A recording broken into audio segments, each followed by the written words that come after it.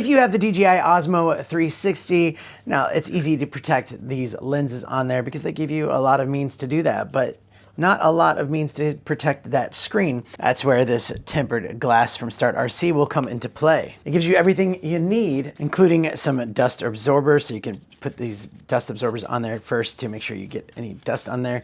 You can also clean it with some cleaning tissue. It's anti-fog, anti-static, and then they give you two different tempered glass shields that all you have to do is pull them off, peel them off, and then stick it on there, and you're good to go. It's gonna protect it, and you know, if something happens and you run into something as you're doing some action shots, that'll be a great way to keep that screen protected because yeah, there's no other way of really protecting it. And you know, you can replace the lenses if you send it in, but I imagine the screen would be a different process. So something like this would be great to keep it that much more safe and secure.